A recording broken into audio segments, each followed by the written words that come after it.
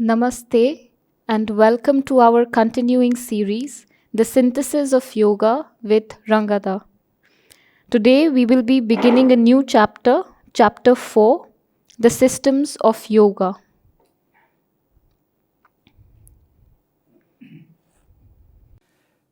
The systems of yoga. These relations between the different psychological divisions of the human being and their various utilities and objects of effort founded on them, such as we have seen them in our brief survey of the natural evolution, we shall find repeated in the fundamental principles and methods of the different schools of yoga. And if we seek to combine and harmonize their central practices and their predominant aims, we shall find that the basis provided by nature is still our natural basis and condition of their synthesis. The whole book is a synthesis of yoga. And he has told you earlier, he has examined the 3 steps of nature and the threefold life. Now he is going to tell you the systems of yoga. So, Sri Aurobindo is looking at the present scene in the physical in India, and he sees that there are many systems of yoga. There is Jnana Yoga, Bhakti Yoga, Karma Yoga. There is all sorts of other things also. There are Raj Yoga, then there is Hatha Yoga. But he wants to have a synthesis of all this. And for that he starts looking at nature. The 3 earlier chapters that we have read, that is the thing. He is discussing that in. So he says the 3 steps of nature in evolution. Nature has first evolved life out of matter. Matter is the first one and evolves life at a universal level. From life, it evolves into mind. So first there is only matter. Then when life comes in, there are 2-3 forms of life. There is the plant life, vegetable life, then there is the animal life. Then you come to man, which is a mental status. So he finds very clearly that nature is going from the lowest matter to life and to mind. So he says we will follow the same system. So you come to the threefold life. The second chapter is the 3 steps of nature. The 3 steps of nature: matter, life and mind. So you come to the threefold life. You have a choice. Man has a choice of 3 types of life, based mainly on the matter and vital. Okay? A vital material existence, which is mostly what happens in the world. Most human beings they are most interested in their body and their vital. Then there is the mental life. The mental life is you are interested in knowledge, you are not so much interested in the material things, you are not interested in comfort, you are not interested in the clothes you wear or the food you eat, you are interested mainly in ideas, the mental life. Then there is the spiritual life, which goes beyond. Nature has not yet gone to that. So he says that this is the system, and what nature is doing, we will also do. So what is nature doing? Nature is integrating the lower into the higher when she is evolving. When she introduces life into matter, she is not rejecting matter. She takes matter and puts life into it. You have living creatures. Then it goes to the mind level, she puts mind into the matter which has been already, life has been put into it. So there is a integration. There is no rejection. So that's why he says we will do the same. So there should be the next level of evolution will be the spiritual evolution. And when we go to the spiritual level, just like nature is not rejecting the lower, we also will not reject the lower. This is his whole idea. That's why synthesis of yoga. Now he is going to discuss the systems of yoga. We have read the first para. I'll read out the thing to you sentence by sentence. These relations between the different psychological divisions of the human being. The different psychological divisions are the body, the vital and the mind. And they have a relation between the two. They are all connected. Okay? So, and these various utilities. The body is absolutely essential for existence in the physical world. And it has to be animated by energy. So you have energy. Then you must have intelligence. So intelligence is there in the mind. So the utilities are this. The body is the base, the vital is the energy giving unit, and mind is the knowledge giving unit. Various utilities and objects of effort founded on them, such as we have seen them in our brief survey of the natural evolution in the previous chapters. We shall find repeated in the fundamental principles and methods of the different schools of yoga. So, if you take the body, there is Hatha Yoga corresponding to the body. Hatha Yoga concentrates on the body and discovers their power. The power in the body they discover. Body can be made disease free, it can be made very, very plastic, it can be made to have powers which normally you don't possess. So, all the powers of the body are brought out by Hatha Yoga. Then you come to the vital, the emotional part. You have the Bhakti Yoga, the emotion and devotion to God. Then at the mental level, you go to knowledge. So these are the different aims. Hatha Yoga concentrates on the body, Bhakti Yoga concentrates on the emotional being, and Jnana Yoga concentrates on the mind for knowledge. That's basically what he's saying, their utilities and their aims. Okay? And if we seek to combine and harmonize their central practices and their predominant aims, we shall find that the basis provided by nature is still our natural basis and the condition of their synthesis. What nature is synthesizing and not rejecting, we also will do the same. But actually when we are doing yoga, there is a rejection. Okay? The emotional being rejects the material life. The Jnana Yoga also rejects the vital and the mind. They want only knowledge of God and they identify themselves with the higher powers and they go into and identify themselves with the mind. They don't care for the body and the vital. So, but he says we will follow nature. And nature, what is she doing? Integrating and not rejecting. Okay? So, we go to the next para. In one respect, yoga exceeds the normal operation of cosmic nature and climbs beyond her. For the aim of the Universal Mother is to embrace the divine in her own play and creations and there to realize it. But in the highest flights of yoga, she reaches beyond herself and realizes the divine in itself, exceeding the universe and even standing apart from the cosmic play.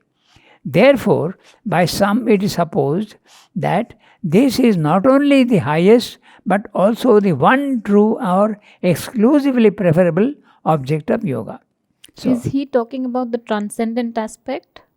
Is he talking about the transcendent aspect of the mother here? Yeah, we'll discuss that. Yeah, transcendent, but not absolute transcendent. It's the cosmic level also. Okay. So what he's saying is, when man is doing yoga, he loses his identification with body, mind, life and raises his consciousness to the second level, the spiritual planes of consciousness. And when you go there, what have you done? You have exceeded nature. You have gone beyond nature, which is a transcendent consciousness. Okay? But nature is doing something else. She is evolving. Yoga is going out of body, mind, life and going up. So she is escaping from nature and going up. Yoga. But when nature is doing the evolution, she is going from matter to life to mind. In other words, she is putting life, which is a higher principle, into matter. Then when mind is there, it's a higher principle than even life, and she puts that into matter and life. So she is integrating. So Surendra is saying, yoga wants to realize the divine in himself, not in the physical world. But nature wants to realize the divine in the physical world. That's what he's saying. Note the words. Okay. I'm reading the sentence again. It will be clear to you. For the aim of the Universal Mother, nature, is to embrace the divine in her own play and creations. Nature is creating a play. She is going on playing with all the forms and the forms that she is creating. What are the creations of nature? Entire universe. stones, trees, animals, human beings, whatever is there in the physical world is creation of nature. Nature is creating all these things. And she wants to realize the divine here, not up there. But yoga, when man is doing yoga, he wants to get rid of his body, mind, life and go up. So yoga is wanting to realize the divine in the divine, not in the world. And nature wants to realize the divine in herself, in matter and life. This is what he's saying. Clear? So, therefore he says, by some, not by everybody, but by the Jnana Yogi and also by the Bhakti Yoga, very often they think that the body, mind, life is impossible to deal with. It is very, very imperfect and very, very perverse and very, very rigid and dense. We can do nothing with it. We reject it and go to the higher levels of consciousness where we merge with the divine. So, he is saying, therefore by some. But the some, we can also tell you that it is the Buddhists also who do that. It is the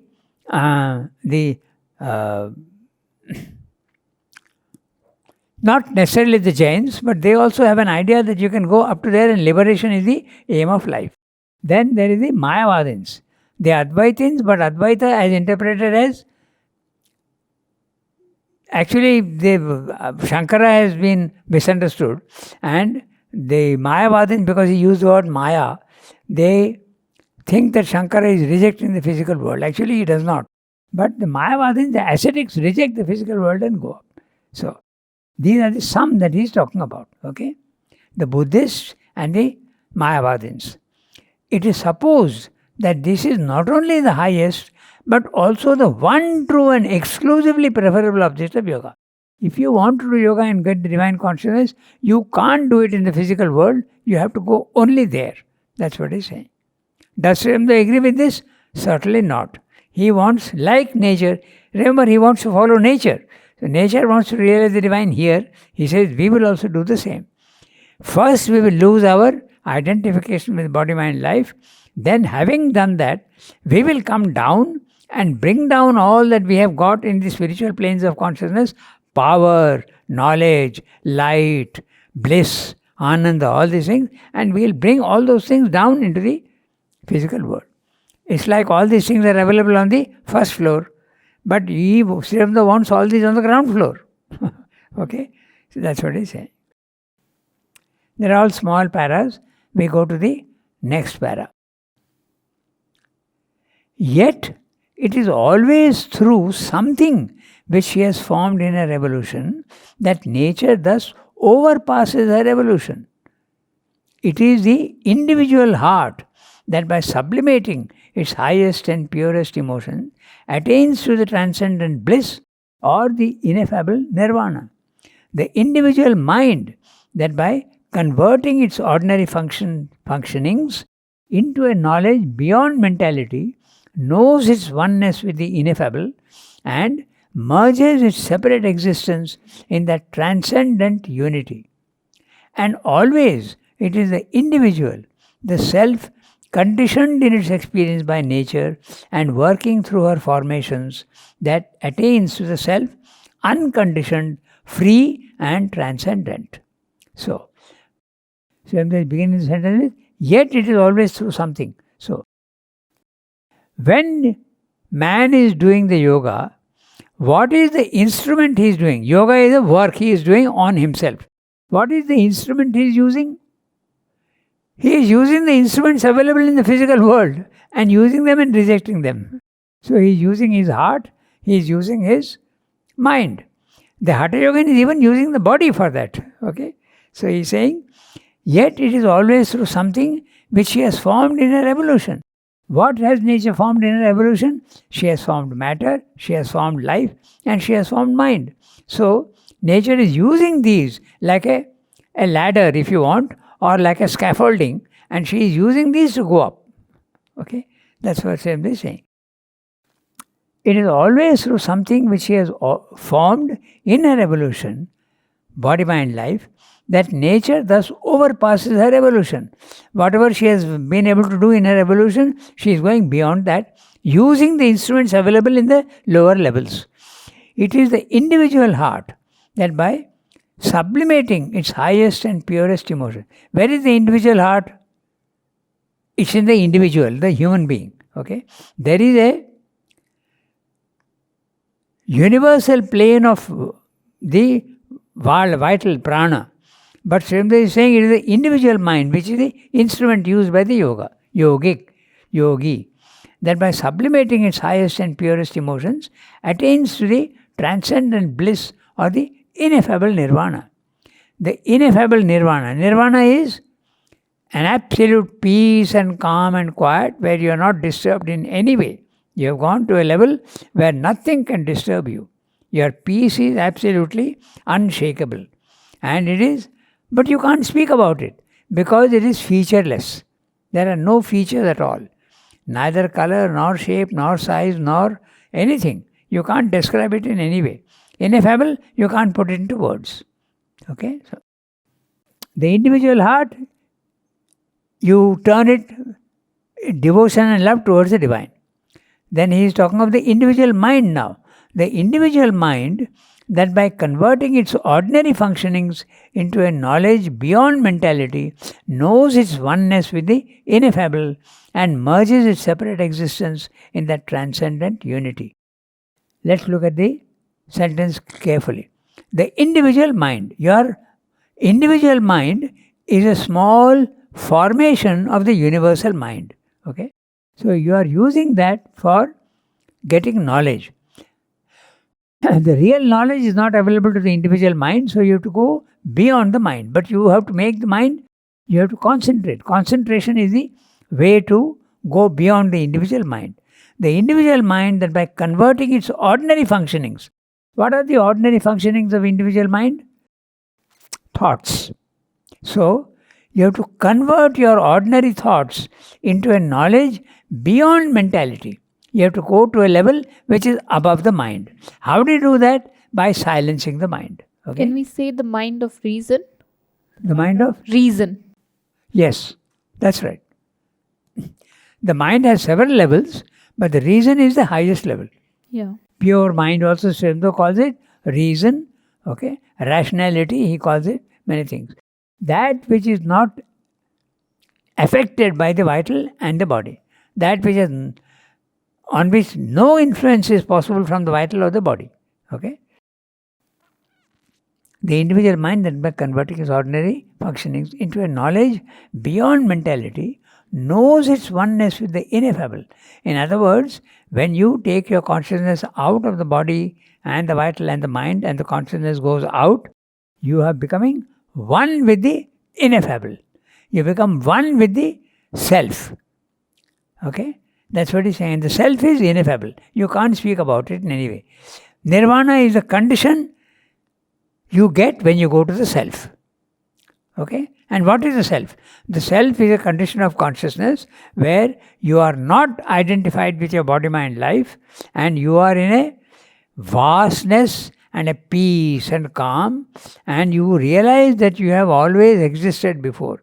That's why it is infinite and eternal. That consciousness does not change. It is immutable, no movement at all, static, and it's infinite, eternal, and immutable and featureless. No features at all. That's a self. But it's absolutely real. That is so real that the physical world seems to be unreal. Okay? So, and you realize your unity with the oneness. You have a cosmic consciousness. The cosmic consciousness is, at our level, our consciousness is trapped in the body-mind life. We think that this is what we are. We are the body, we are the mind and the vital. But when you raise your consciousness out of your body-mind life and go to the self, the identification with body-mind life ceases and you become the universal. Your consciousness expands beyond the body and includes the whole universe. That then you realize your oneness. You realize your unity with the transcendent, which is ineffable, which can't be spoken of. Okay? So, and always it's the individual, the self, conditioned in its experience by nature and working through our formations that aims to the self, unconditioned, free and transcendent. So, you have a body, you have a vital, and you have a mind. This is what we are normally identified with, and this is what we think we are. But the consciousness can go out of this house, if you want, of your body and go out into the self, which is one step above the mind. And when you go there, how do you go there? You are using instruments of the body, vital, and the mind, and you are going up. You are using it as a scaffolding and going up. And it is always the individual, and the self is conditioned. That means your consciousness is conditioned by the body, mind, life. You can use another word. You are conditioned. You are imprisoned in the body, mind, life. But when you go there, you are no more subject to body, mind, life. You are unconditioned. Okay? Same there is in the word conditions. When some conditions are put on you, it is limiting you. Okay? But when you go to the self, this plane of consciousness which you can call level 2, which you can call the spiritual planes of consciousness, you are not identified with body, mind, life. So you are not conditioned by it. Everything that happens in the body, mind, life, nothing can touch your peace and calm above the body, mind, life. So he is using the words conditioned and unconditioned. When our consciousness is inside, in the body, mind, life, like we are conditioned. The body, mind, life is putting conditions on us. You are subject to my conditions. But when the consciousness goes up, it is unconditioned. Okay? The imprisonment disappears. So, in practice, okay, he is giving you the theory. Now in practice, 3 conceptions are necessary before there can be any possibility of yoga. What are those 3 conceptions? There must be, as it were, 3 consenting parties to the effort: God, nature, and the human soul. Or, in more abstract language, the transcendental, the universal, and the individual. This is you can always speak of the 3 as the 3 levels. The individual level is where you are identified with your body, mind, life. You are in ignorance. You see the many and you think that they are true, that they are absolutely real. Then the second one is the cosmic. When your consciousness is not identified with your body, mind, life, goes up beyond the mind and enters into the cosmic consciousness. Okay, that is level 2, the spiritual planes of consciousness. You become one with the cosmos, or you become one with the self, whatever you want to do. That is the nirvanic consciousness. Then there is the third one, which is outside the universe even. In the second one, you are outside your own body, mind, life, but you are in the cosmos. But in the third one, you are even outside the cosmos. It is transcendent. It goes above the universe. You feel that you are not in the universe when you experience the transcendent. Okay, so in practice, 3 conceptions are necessary before there can be any possibility of yoga. There must be, as it were, 3 consenting parties to the effort: God, who is the highest, nature, which is below. God creates nature, and nature creates the human being. Okay, so God, nature, and the human soul, or in more abstract language, the transcendent, the highest level, the universal, second level, and the individual, the lowest level. Okay, and the individual can include not only human beings, but even a stone is an individual formation of matter. Even an insect is an individual formation. So these are all the individuals. The individuals you can equate with the many. When you go to the second level, you are more conscious of the oneness. Okay, because you become one with everything in the cosmic consciousness. I am not discussing the cosmic consciousness because it is not there. Srimad is not discussing it. He may discuss it later on. Okay, so. But the cosmic consciousness basically is you feel one with the cosmos. There are 2 ways of experiencing the cosmic consciousness. One, you feel everything is inside you. Your consciousness expands and everything inside you. At our level, inside me is my thoughts and my emotions. I understand them. But in the cosmic consciousness, the whole cosmos is in you. You understand everything there in the cosmos.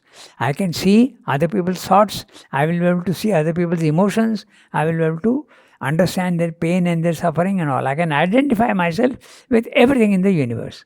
So that is the level 2. But level 3, the transcendent, you are even outside the universe. It's only God. God before manifestation. At the transcendent level, there is no manifestation, there is no universe, only God exists. Okay? That's what he's talking, these 3 levels. Okay? Now, if the individual and nature are left to themselves, the one is bound to the other and unable to exceed appreciably her lingering march.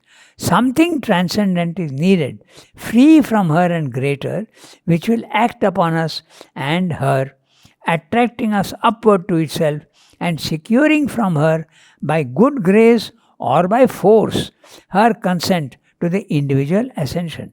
The individual ascension is the yoga. Okay? And you are going up, but you need a third one to help you. You need God to help you. And you can do that in 2 ways.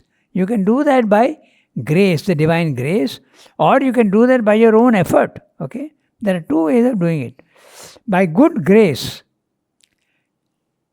or by effort. The Jnana Yoga is using his own concentration and his own effort. Okay? Like by force, does he mean tapas? Yes, that's what I'm saying. Okay.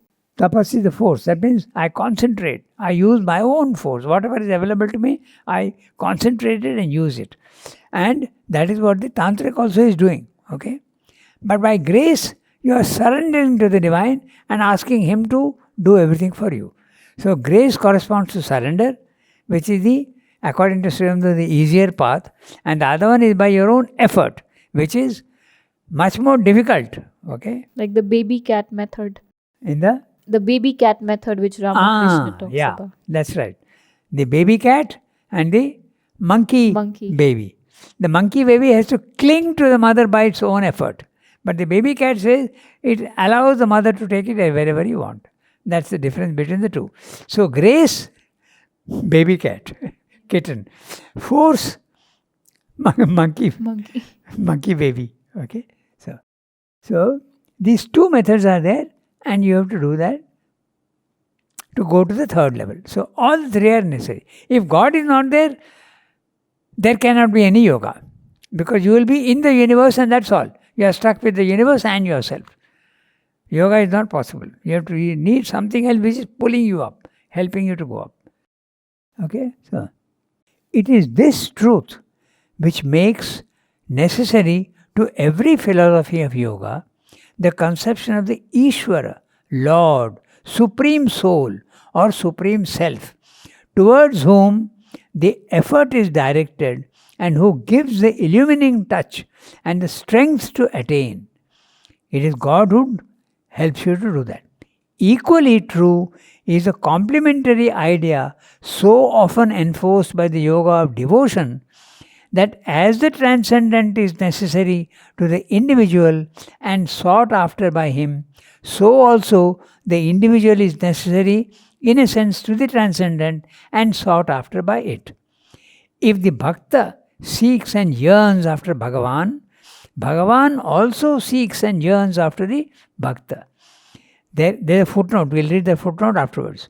There can be no yoga of knowledge without a human seeker of the knowledge, the supreme subject of knowledge and the divine use of the individual by the individual of the universal faculties of knowledge. So no yoga of devotion without the human God lover, the supreme object of love and delight and the supreme use by the individual of the universal faculties of spiritual, emotional and aesthetic enjoyment. So, no yoga of works, Karma Yoga, without the human worker, the supreme will, master of all works and sacrifices, and the divine use by the individual of the universal faculties of power and action. However monistic may be our intellectual conception of the highest truth of things, in practice we are compelled to accept this omnipotent Trinity. Omnipresent. What did I say? Omnipotent. Okay. It's omnipotent also, Yes. but omnipresent Trinity. All the three are always present. Now, the word Trinity is interesting. It is three, not separate but one. Yeah. Triple would be three separate things. Like Sachidananda, it's Yeah. one. Satchidananda is Trinity, but all actually one. Inseparable. Okay? So, this is what he is saying. We have read the para. So, he is giving an interesting idea.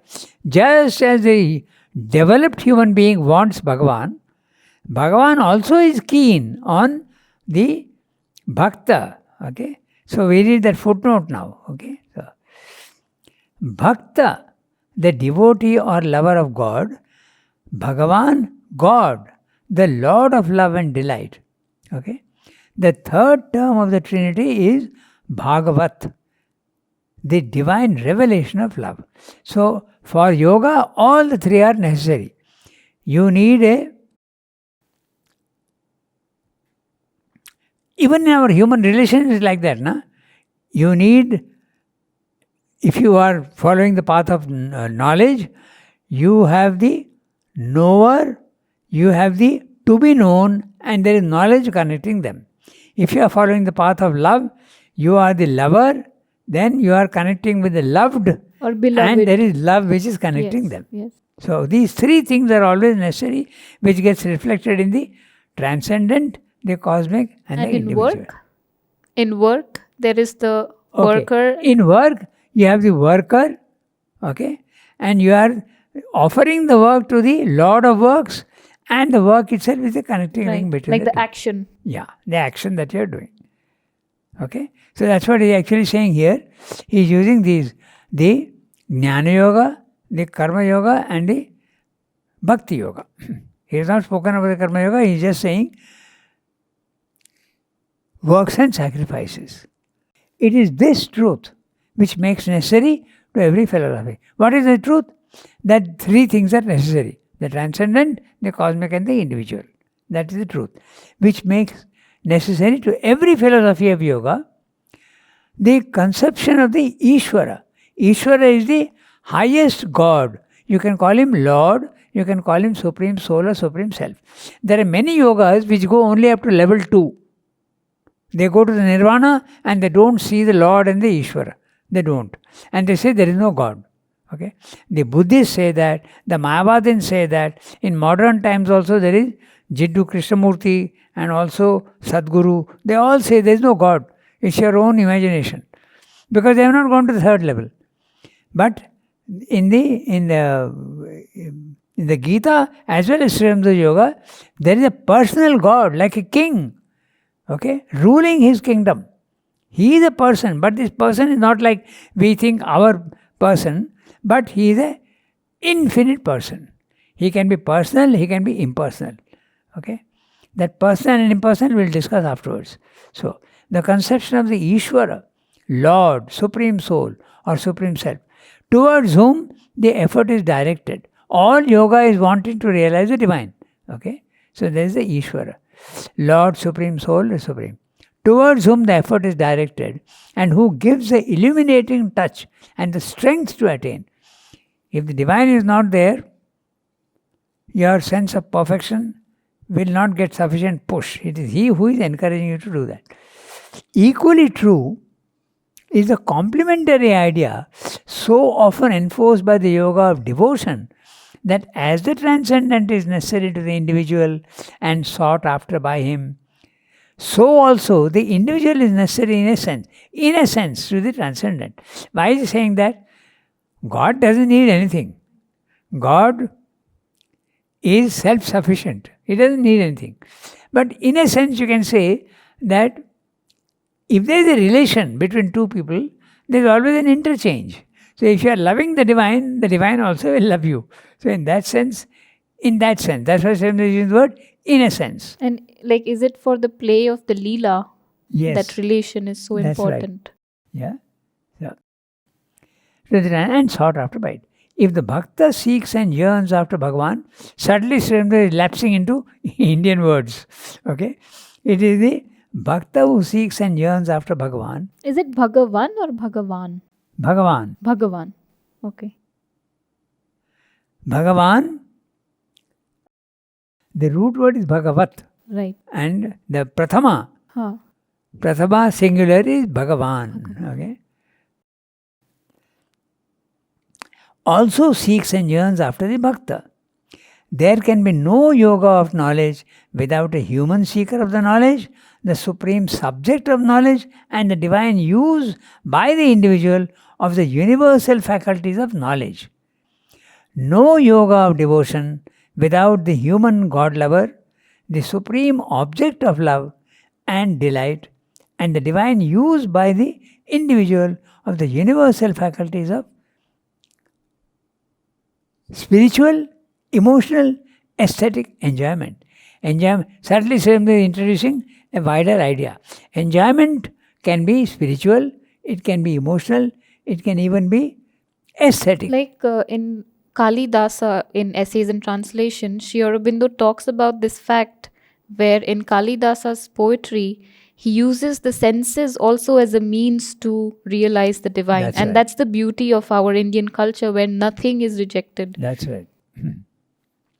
There are many things in Indian culture which reject the body mind life, but there are also other systems which don't reject body mind life. Okay. So, in other words, the knower, the known and knowledge, it's a trinity. The lover, the loved and love is a knowledge. Is it like lover, love, and the divine love, or love? Love can be at many levels. Okay, it can be human love, it can be platonic love, it can be idealistic love, it can be a divine love. At the human level, love is always a commerce. You are giving yourself, but you also want something back. At the spiritual planes of consciousness, it is far superior, but still there is a demand. But at the highest level, the divine is only giving and not expecting anything. Okay, so the same thing with the worker, the human worker. In the Karma Yoga, you are offering your work to the divine. So there is the worker, there is the person to whom you are offering your work, and there is the work itself, the action that is taking place. Okay, so everywhere you need the Trinity. Okay, so however monistic may be our intellectual conception of the highest truth of things, in practice we are compelled to accept this omnipresent Trinity. Right.